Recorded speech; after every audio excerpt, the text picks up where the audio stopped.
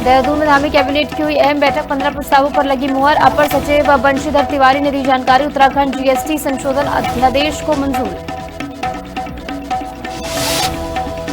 उत्तराखंड कांग्रेस में बड़ा फेरबदल, 2027 चुनाव को देखते हुए नई कार्यकारिणी का ऐलान। भाजपा नेता खजान दास ने मुस्लिम और दलित उपेक्षा पर घेरा।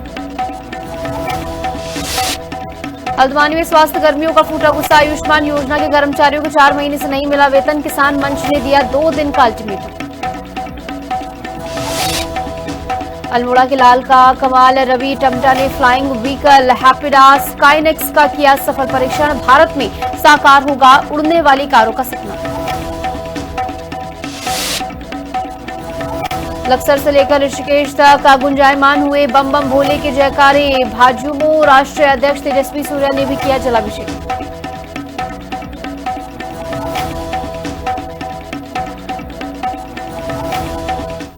नमस्कार, मैं हूं आपके साथ निशु शर्मा और आप देख रहे हैं हिंदी खबर बुलेटिन की शुरुआत करेंगे बड़ी खबर के साथ टिहरी से, जहां नगुड़ के पास भारी लैंडस्लाइड हुआ है और लैंडस्लाइड के कारण NH-34 बंद हो गया है। गंगोत्री यमुनोत्री मार्ग पूरी तरह इस समय बाधित है, यानी बंद कर दिया गया है। लैंडस्लाइड के चलते यहां पर पूरा रास्ता जो है वो बोल्डरों से भर गया है, इसलिए इस रास्ते को पूरी तरह बंद कर दिया गया है। NH-34 बंद हो गया है, आवागमन इससे बाधित हुआ है। हालांकि प्रशासन लगातार इस जद्दोजहद में जुटा हुआ है कि जल्द से जल्द इस रास्ते को जो है सुचारू रूप से एक बार फिर से चालू किया जाए।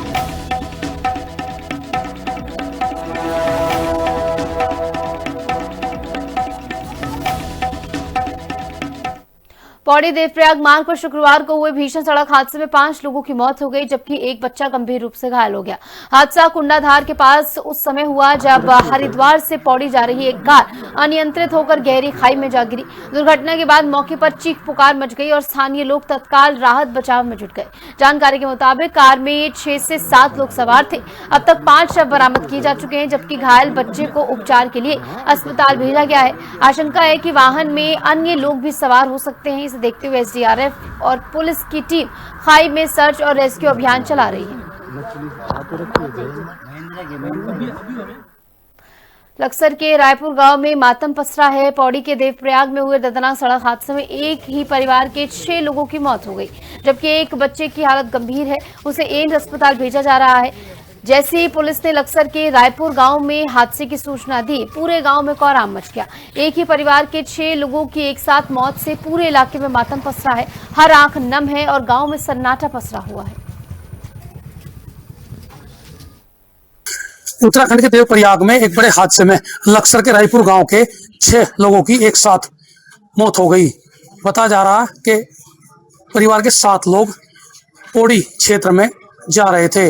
रास्ते में अचानक कार खाई में समा गई और उसके बाद दर्दनाक हादसा हुआ। यानी इस हादसे में अफजाल जो गाड़ी में थे और उसका बेटा और उसके साथ परिवार के 5 अन्य भी मौके पर ही पहले जख्मी, यानी कि जिन जख्मी बताया जा रहा था उनमें से केवल एक शेष बचा जो जिसकी हालत गंभीर है। बाकी सब मौके पर ही मृत पाए गए। इसके साथ ही इस पूरी घटना को देखकर जिस तरह से पुलिस ने मौके पर पहुंचकर वहां डेड बॉडी को बाहर निकाला और इसकी जानकारी संबंधित परिवार के लोगों को दी, जैसे ही गांव में जानकारी आई तो गांव में कोहराम मच गया।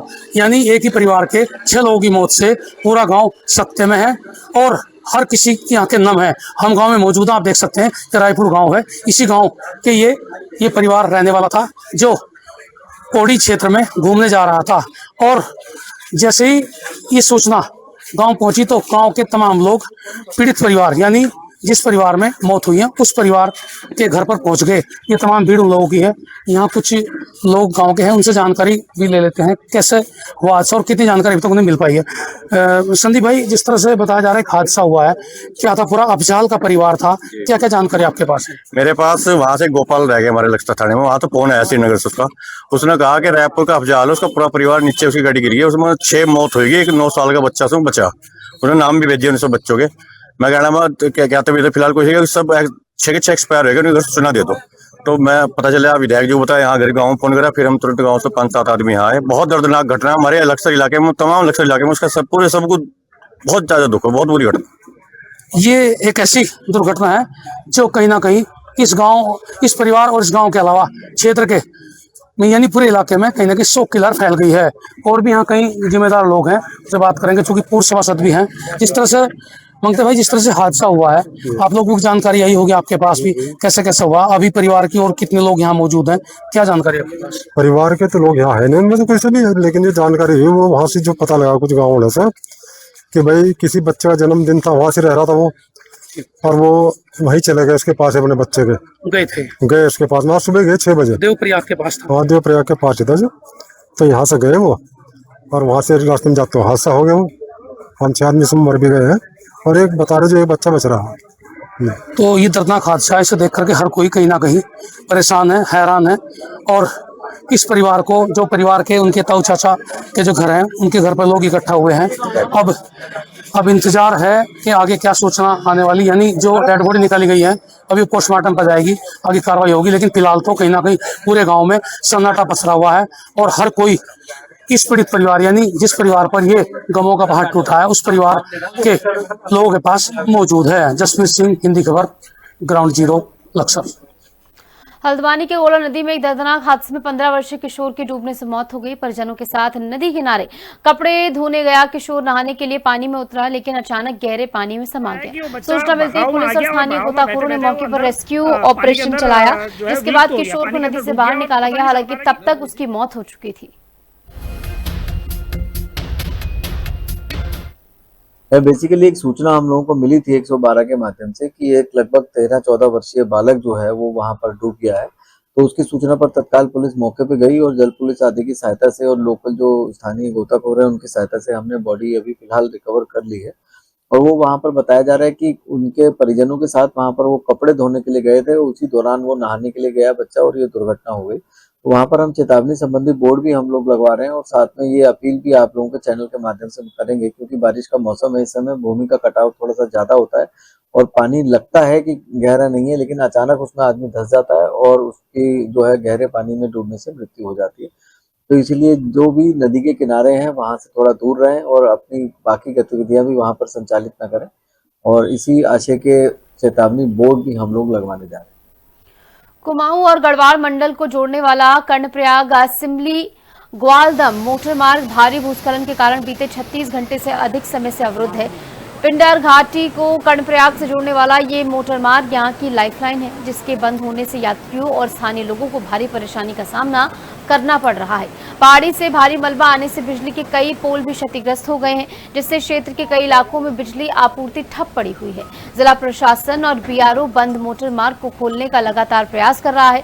मोटर मार्ग के दोनों ओर मलबा हटाने के लिए बड़ी बड़ी मशीनें लगाई गई हैं।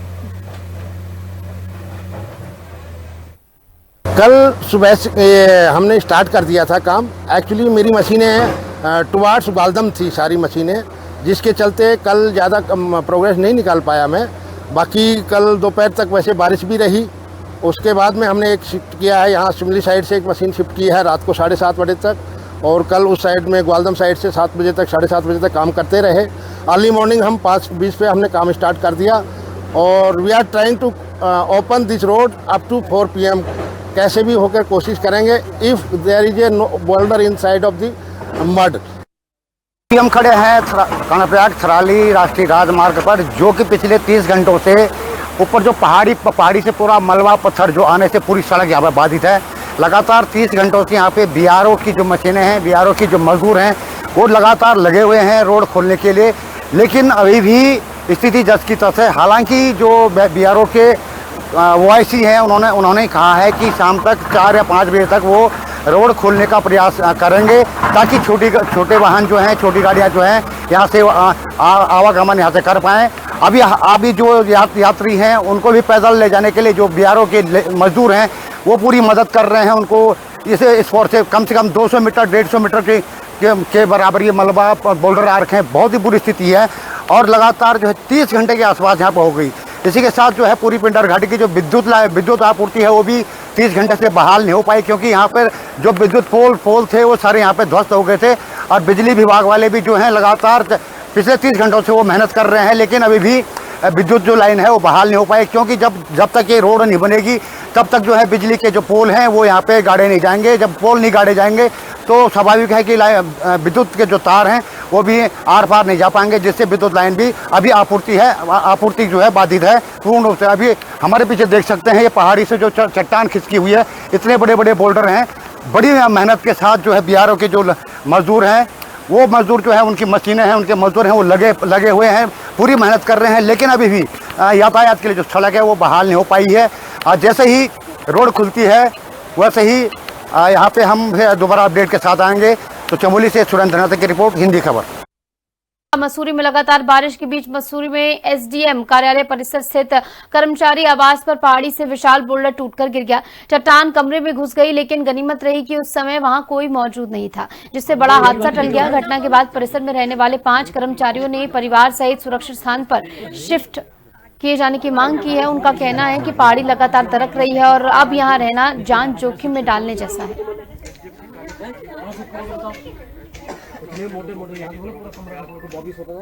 सर, आपको तो पता ही है कि 5 तारीख को मेरे घर पे बोल्डर गिरा था, जिसमें मेरी पत्नी सो रही थी। उसके थोड़ी चोट लगी हुई, तो भगवान का शुक्र था कि बच गई सर। उसके बाद कल ये शाम को 7:15 बजे, 6 तारीख को 7:15 बजे बहुत बड़ा बोल्डर गनील से गिरा, स्लिप मार के आया सर। बारिश हो रही थी, हम लोग अंदर बैठे हुए थे। वो तो शुक्र था कि जहाँ पे पहले गिरा उस कमरे में नहीं थे, हम दूसरे कमरे में थे। उसी कमरे के नीचे एक कमरा और था जहाँ पे ये बोल्डर गिरा, उसने पूरी दीवार डैमेज कर दी। वहाँ एक भैया रहते थे और वो उस समय ड्यूटी में थे, वहाँ पे मौजूद नहीं थे, वरना बहुत बड़ा हादसा हो जाता सर ये। अभी SDM महोदय राउंड पे आए थे। SDM महोदय से हमारी बात हुई थी सारी फैमिली वालों की, कहते हम कुछ व्यवस्था बना रहे हैं 1-2 घंटे के अंदर। अभी अध्यक्ष महोदय भी यहाँ पे पहुंची हुई हैं, उन्होंने निरीक्षण कर लिया है, तो ये कह रहे कहीं भी व्यवस्था बनाते हैं रहने के लिए। अगर ऐसा नहीं होगा सर, फिर तो हम चाहेंगे तो हमारा ट्रांसफर कर दें यहाँ से, हम चले जाएंगे सर। क्योंकि हम सबके आवास जो अपने पर्सनल आवास है सब धरने में बने हुए, तो हम चाहेंगे सर, हम हाथ जोड़ के विनती करूंगा सर, मैं या तो हमारा ट्रांसफर कर दें, हम चले जाएंगे सर। बच्चे हुए तो मैं तो 2 दिन से यहाँ था नहीं, मैं कल ही आया हूँ। तो कल ही मेरी बहन ने मना कर दिया था कि यहाँ मत आना।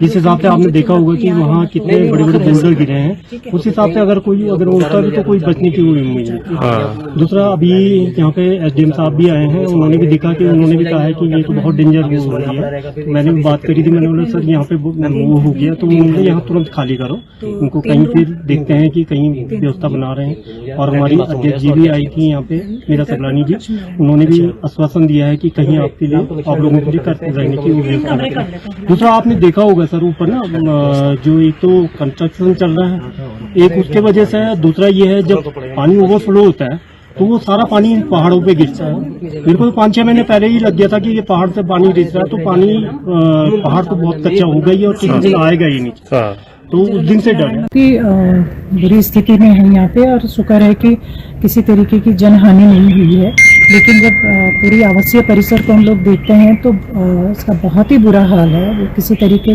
मुझे तो लगता है यहाँ पे ना तो किसी तरीके की पहले से कोई मेंटेनेंस हुई है आवासों की, और आज तो इस स्थिति में है कि अब तो बिल्कुल भी यहाँ पे कोई भी स्टाफ मुझे लगता नहीं रह सकता है, क्योंकि पूरी तरीके से अंदर जो मलबा भरा पड़ा है। जिस तरीके से रात को बोल्डर ऊपर से आए हैं, ऊपर किसी तरीके का कोई कंस्ट्रक्शन का काम हो रहा है शायद से, उसी वजह से, क्योंकि वहाँ पे ग्रिल मशीन लगी हुई है, तो उसी वजह से ये बोल्डर गिर रहे हैं। और मैंने SDM से भी बात करी है कि आप जो यहाँ पे जो ये 3 परिवार रह रहे हैं, इनके रहने की आप व्यवस्था करें, परमानेंट रहने की आप व्यवस्था करें। दूसरा, MDDA से भी बात करी है कि जहाँ पे ये कंस्ट्रक्शन का, इलीगल कंस्ट्रक्शन का जो काम चल रहा है, उसको सीज किया जाए, क्योंकि उसकी वजह से यहाँ लोगों की जान का खतरा बना हुआ है। तो मुझे उम्मीद है कि आज वो प्रॉपर्टी सीज करेंगे, ताकि यहाँ पे जो लोग रह रहे हैं, वैसे रहने लायक स्थिति तो अब यहाँ पे नहीं है। मैंने 3 परिवारों से बात की है और मैंने उनको कहा है कि आप यहाँ से शिफ्ट कर लीजिए। रुद्रप्रयाग में लगातार हो रही बारिश को देखते हुए जिला प्रशासन ने मध्य महेश्वर धाम यात्रा को अगले आदेश तक अस्थायी रूप से स्थगित कर दिया है। जिलाधिकारी विशाल मिश्रा ने जन सुरक्षा को देखते हुए फैसला लिया। पुलिस प्रशासन और लोक निर्माण विभाग की संयुक्त रिपोर्ट के आधार पर यह फैसला लिया गया। मस्ता से मध्य महेश्वर धाम तक करीब 14.5 किलोमीटर लंबे पैदल मार्ग पर कई स्थानों पर लगातार भूस्खलन हो रहा है। तलसारी तोक से बंतोली तक स्थिति सबसे ज्यादा चिंताजनक बनी हुई है।